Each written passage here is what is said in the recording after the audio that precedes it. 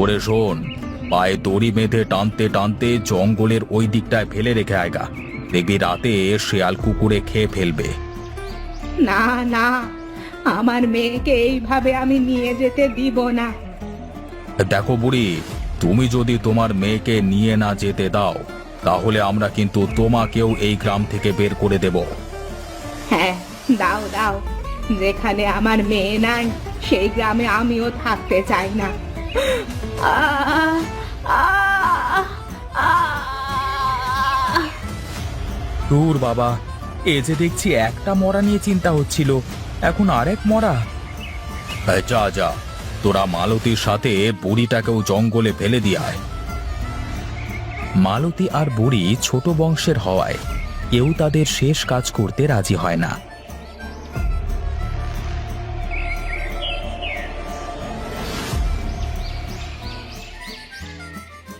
তারপর গ্রামের লোকজন বুড়ি আর মালতীর পায়ের সাথে দড়ি বেঁধে টানতে টানতে নিয়ে গিয়ে জঙ্গলের ধারে ফেলে দিয়ে আসে।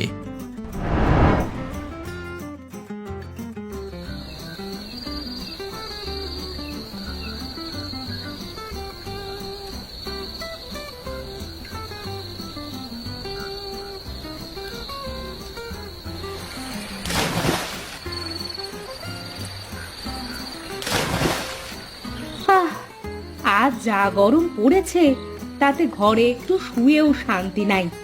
আজ একটু বেশি স্নান করব।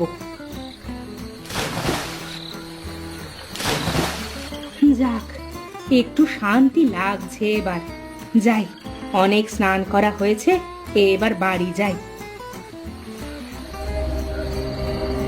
হে কি, আমার পা উঠছে না কেন? কি হলো আমার? এ কি?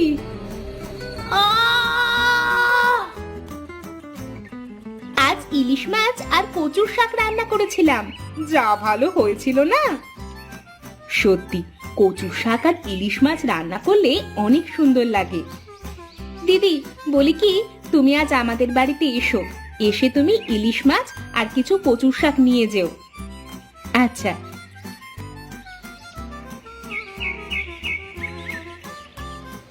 এই মিনতি, পুকুরে এসে গেছি, চল তাড়াতাড়ি, বাসন কুসনগুলো ধুয়ে বাড়িতে যেতে হবে, মানুষটা আবার কাজে বের হবে। হ্যাঁ দিদি, আমার মানুষটাও যাবে গো। এই বলে মিনতি আর সুরভি ঘাটে বসে থালা বাসন মাজতে থাকে। এমন সময় হঠাৎ মালতীর মরদেহ ভেসে ওঠে।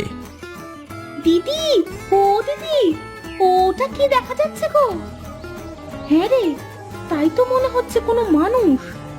দিদি, ওটা তো মালতী মনে হচ্ছে গো, কিন্তু মালতী এইভাবে জলে ডুব দিয়ে কি করছে? এই মালতী, মালতী! মালতীর মরাটা ভাসতে ভাসতে সুরভি আর মিনতির কাছে চলে আসে। সুরভি গায়ে হাত দিয়ে বলে, এ কি মালতী, তুই এইভাবে ডুব দিয়ে থেকে আমাদের ভয় দেখাচ্ছিস নাকি? এই মালতী, মালতী! দিদি, দিদি, মালতী মারা যায়নি তো? দাঁড়া, দেখছি। এই দেখে সুরভি আর মিনতি অনেক ভয় পেয়ে যায়। কি দেখছি রে আমি? মালতী, মালতীকে কে মারলো? কে কোথায় আছো? দেখে যাও, মালতী মারা গেছে। মিনতির চিৎকার শুনে গ্রামের লোকজন ছুটে আসে। তারপর মালতীর মরা দেহ জলের উপর তুলে মাটিতে শুইয়ে দেয়। ও মালতী, মালতী রে, তোকে আমি কতবার মানা করলাম, এত রাতে ঘর থেকে বের হোস না, বের হোস না। এ কি, মালতীকে এইভাবে কে মারলো? আমি আর মিনতি পুকুর ঘাটে এসেছিলাম থালা বাসন মাজতে, এসে দেখি মালতীর মরা দেহটা জলে ভেসে আছে। এই শোন, কেউ গ্রামের মোড়লকে খবর দে। হ্যাঁ হ্যাঁ, আমি দিয়েছি, মোড়ল আসছে এক্ষুনি।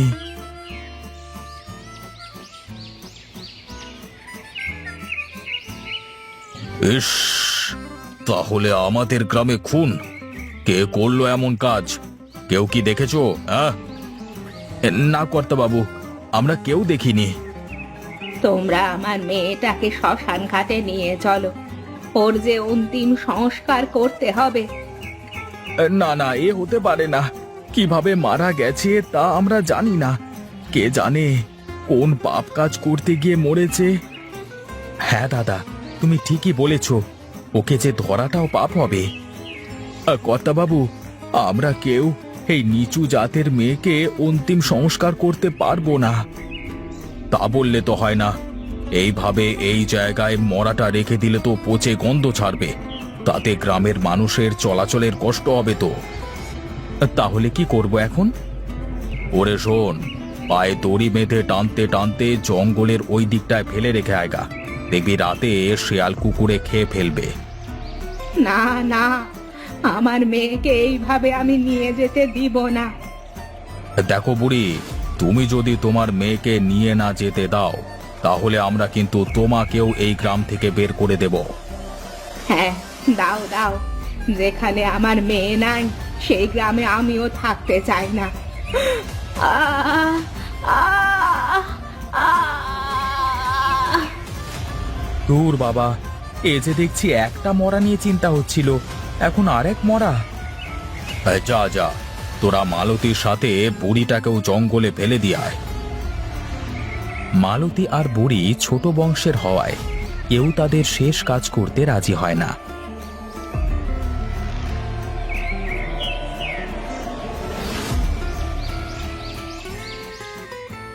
তারপর গ্রামের লোকজন বুড়ি আর মালতীর পায়ের সাথে দড়ি বেঁধে টানতে টানতে নিয়ে গিয়ে জঙ্গলের ধারে ফেলে দিয়ে আসে। হঠাৎ করে আকাশ কালো মেঘে ঢেকে যায়। তারপর শুরু হয় প্রচণ্ড বৃষ্টি। এদিকে মোড়ল ঘরে বসেছিল, তখন সেখানে হরি চা নিয়ে আসে। কর্তাবাবু, আপনার চা। দে দে, এই ঠান্ডার সময় গরম গরম চা বেশ ভালোই লাগে।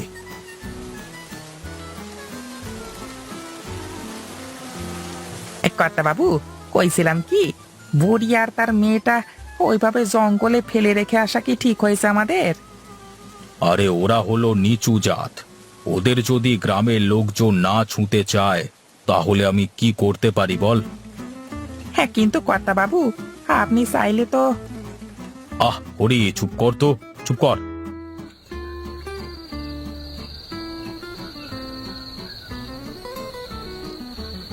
জঙ্গলের পাশে বুড়ির লাশ আর মালতীর লাশ পড়েছিল।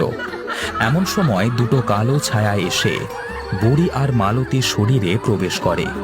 সাথে সাথে বুড়ি আর মালতী উঠে দাঁড়ায় আর হাসতে থাকে।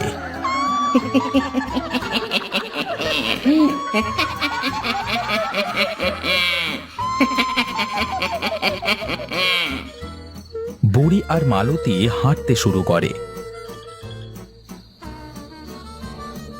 হাঁটতে হাঁটতে তারা যে পুকুরে মারা গিয়েছিল সেই পুকুরে গিয়ে নামে। আহা, কি শান্তির জল, প্রাণ একদম জুড়িয়ে গেল। হ্যাঁ রে হ্যাঁ, ঠিকই বলেছিস।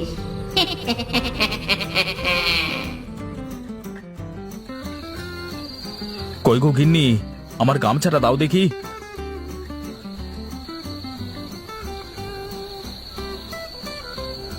কতদিন বলেছি যে একটু সকাল সকাল বাড়িতে ফিরো, না কে শোনে কার কথা।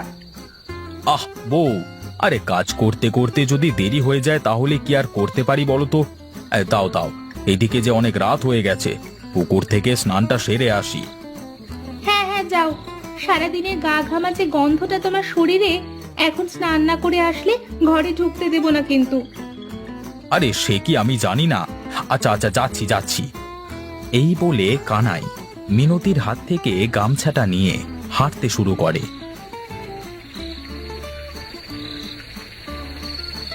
হাঁটতে হাঁটতে পুকুর পাড়ে যায়। পুকুরে এসে পড়েছি, যাই যাই, ঝটপট কয়েকটা ডুব দিয়ে শরীরটা ধুয়ে নিয়ে গে।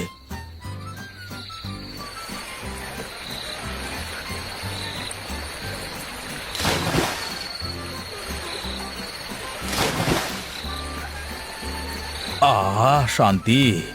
সারা দিনের কাজ করবার পর মাঝরাতে স্নান করবার যে কি শান্তি তা আর কে বুঝবে।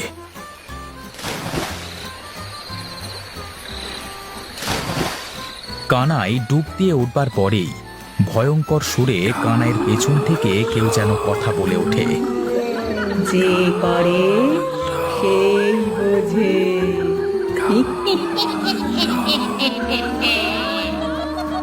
কে কে কে কে কে কথা বলে? হ্যাঁ, কে রে কানাই, স্নান করছে? এ কি, আশেপাশে তো কাউকে দেখতে পাচ্ছি না, তো তাহলে কে কথা বলছে? মনে হয় আমার বউ আমাকে ভয় দেখানোর জন্য এরকম করছে, যেন আমি আর মাঝরাতে স্নান না করি। হ্যাঁ শোনো মিনতি, তুমি যদি মনে করো আমি তোমার কথা শুনে ভয় পেয়েছি, তাহলে কিন্তু তুমি ভুল ভাবছো। কি রে কানাই, কি ভেবেছি আমি তোর বউ?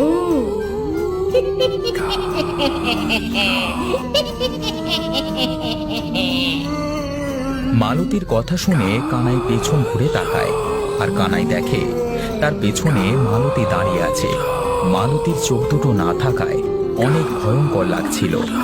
এই দেখে কানাই অনেক ভয় পেয়ে যায়।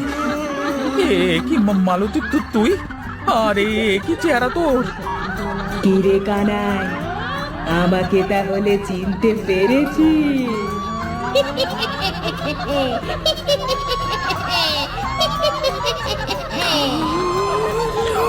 ভূত! ওরে বাবারে ভূত! এ যে দেখছি ভূত! এই বলে কানাই দ্রুত জল থেকে ওপরে উঠতে যায়। এমন সময় কানাইয়ের সামনে বুড়ি এসে হাজির হয়। কি রে কানাই, কোথায় যাচ্ছিস?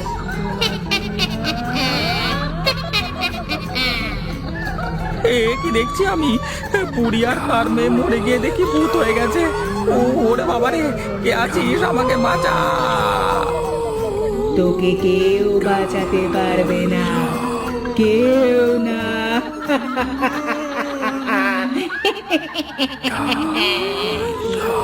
এই বলে মালতী তার হাতটা লম্বা করে কানাইকে তার কাছে টেনে নিয়ে আসে, আর কানাইকে নিয়ে মালতী জলে আবার ডুব দেয়।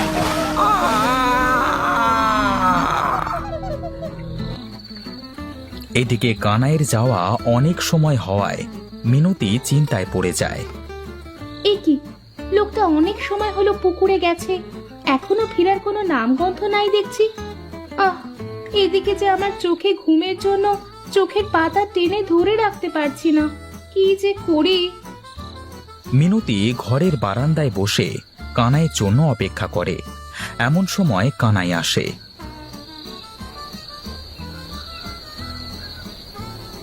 এ কি, তোমার আসার এই সময় হলো? আমার সাথে পুকুরে চলো, আমার গামছাটা ফেলে রেখে এসেছি। ভালোই করেছো, নতুন গামছাটা লোকে নিয়ে যাক। আহ, এত কথা বলছো কেন? আমি তো বলছি চলো আমার সাথে, আমার একা একা পুকুর পাড়ে যেতে ভয় করছে। শোনো মিনসের কথা, ওনার নাকি ভয় করছে। এত সময় একা একা গোসল করে আসলো, ভয় করলো না, আর এখন ভয় করছে? চলো গিয়ে দেখি কি দেখে তোমার এত ভয় করছে। মিনতি কানাইয়ের সাথে হাঁটতে হাঁটতে পুকুর ঘাটে যায়।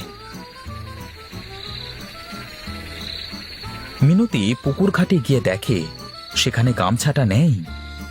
কই গো, কোথায় গামছা রেখেছো? কোথাও তো দেখছি না।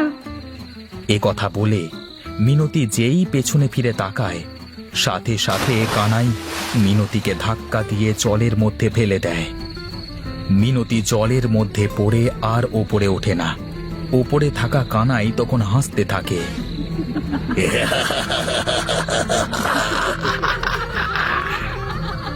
হাসতে হাসতে কানাই বুড়ি রূপ ধারণ করে।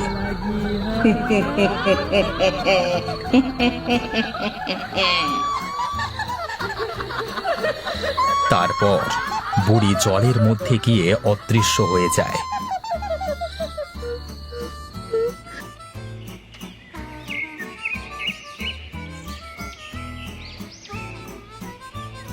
পরের দিন সকালে সুরভি পুকুর ঘাটে এসে দেখে পুকুরে চলে কানাই আর মিনতির মরদেহ ভাসছে। এ কি কাণ্ড! কেউ কোথায় আছো? দেখে যাও, মিনতি আর কানাইয়ের মরা দেহ পুকুরে ভাসছে। সুরভি চেঁচামেচি শুনে গ্রামের লোকেরা পুকুর পাড়ে এসে হাজির হয়। হায় হায়, এ কি সর্বনেশে কাণ্ড হলো! কি শুরু হলো গ্রামে গো! প্রতিদিন কেউ না কেউ এই পুকুরে মারা যাচ্ছে। বিধাতাই জানে কোন ডাইনির নজর এই গ্রামের ওপর পড়েছে। এই এই সকলে ধরো ধরো, মিনতি আর কানাইয়ের লাশটা জলের মধ্য থেকে তুলতে হবে। গোপালের কথা শুনে গ্রামের লোকেরা যখনই মিনতি আর কানাইয়ের লাশটা ধরতে যায় তখনই লাশ দুটো জলের মধ্যে ডুবে যায়। হায় হায় হায়, এটা কি হলো! লাশ লাশ দুটো কোথায় গেল? কি কাণ্ড রে বাবা, মনে হচ্ছে ভুতুরে পুকুর। ভুতুরে পুকুর? মানে কি বলছিস কি? ভুতুরে পুকুর না হলে মরা দুটো এভাবে কি জলে ডুবে যায়? এই এই সবাই চলো চলো পালাই। আরে না না, এইভাবে চলে গেলে কি করে হবে? এই গ্রামের একমাত্র পুকুর এটা। এই পুকুরে জল দিয়ে কত কাজ করতে হয়। বিনোদ, শোন শোন, জানা জালটা নিয়ে আয়, জাল ফেলে দেখি। গোপালের কথা শুনে বিনোদ জাল আনতে যায়। কিছুক্ষণ পর বিনোদ জাল নিয়ে আসে। তারপর গোপাল জালটা পুকুরে ফেলে দেয়।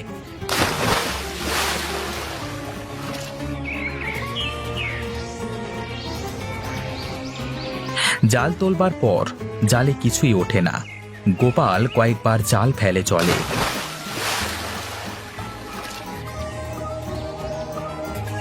কিন্তু তাতে কোনো লাভ হয় না। বলেছিলাম না এটা কোনো ভুতুরে কাণ্ড, না হলে মরা দুটো কোথায় যাবে? হ্যাঁ রে, তাই তো দেখছি। এই চলো চলো, সবাই মোড়লের কাছে গিয়ে বলি। এরপর সকলে মিলে মোড়লের কাছে যায়। বলিস কি, আজ ওই পুকুরে মানুষ মারা গেছে? হ্যাঁ কর্তাবাবু, আপনি এখন বলুন কি করব। রাতের বেলা তো পুকুরে যাওয়া খুব বিপদ হয়ে পড়েছে, আর এই গ্রামে তো ওই পুকুর ছাড়া কোথাও জল নেই। ভারী চিন্তার বিষয় তো এটা। শোন সবাই, তোরা কয়েকদিন রাতের বেলায় পুকুর ঘাটে যাস না, দেখি কি হয়। এই ঠিক আছে কর্তাবাবু। তাহলে এখন সবাই যে যার বাড়িতে চলে যা। মোড়লের কথা মতো সবাই যে যার বাড়িতে চলে যায়। এরপর থেকে রাতের বেলায় কেউ পুকুর ঘাটে যেতে চায় না। এভাবে একদিন দুদিন কেটে যায়। পুকুর ঘাটে লোক না যাওয়ায় রাত হলেই পুকুর থেকে ভেসে আসতে লাগে কান্নার আওয়াজ।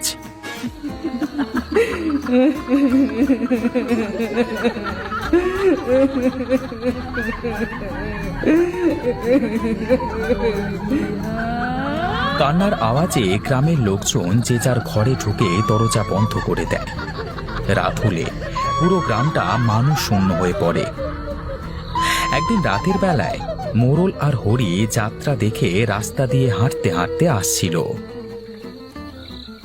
আহা, ওই মেয়েটা যা নাচ দিচ্ছিল না, আর সেই ছিল রে সেই।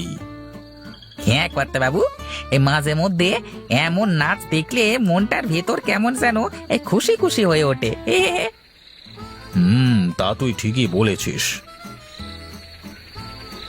হরি আর মোড়ল গল্প করতে করতে পুকুর পাড়ে চলে আসে। তারা পুকুর পাড়ে এসে দেখে দুজন সুন্দরী মেয়ে পুকুরে স্নান করছে। একি দেখছি আমি হরি, আমি যা দেখছি তুইও কি তাই দেখছিস? হ্যাঁ কর্তাবাবু, আমিও তো তাই দেখছি। মনে হচ্ছে আকাশ থেকে পরি নেমে এসেছে। আহা, কি সুন্দর চেহারা! এমন সুন্দর মেয়ে তো আমি আগে গায়ে দেখিনি কোনোদিন। বলি কর্তাবাবু, একবার গিয়ে কথা বলে দেখলে কেমন হয়? যদি সেরকম হতো তাহলে। থাম থাম, আমি বুঝেছি, আর বলতে হবে না। এই বলে মোড়ল আর হরি পুকুর ঘাটের কাছে এগিয়ে যায়।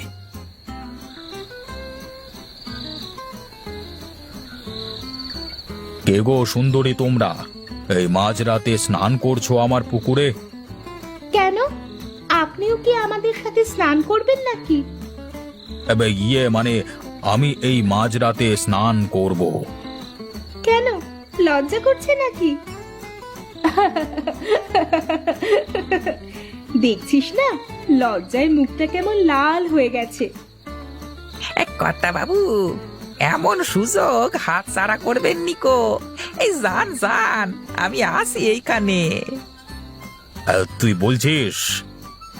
আহা, এত সুন্দরী মেয়ের সাথে স্নান করবার সৌভাগ্য কজনার হয়েছে বাবু। তুই ঠিকই বলেছিস। মোড়ল হরির কথা শুনে পুকুরে স্নান করতে নামে।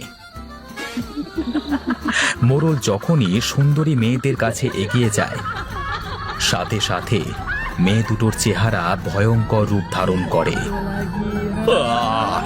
কি দেখছি, কারা তোমরা? আরে বাবারে! ওরে বাবারে, এরা তো মানুষ নয়, এ তো দেখছি পিশাচিনী। না না, এখানে আর থেকে কাজ নেই, মানে কেটে পড়ি। এই বলে হরি সেখান থেকে দৌড়ে পালিয়ে যায়। এদিকে দুই মেয়ে একটা সাদা ছায়ায় পরিবর্তিত হয়ে মোড়লকে নিয়ে জলের মধ্যে হারিয়ে যায়।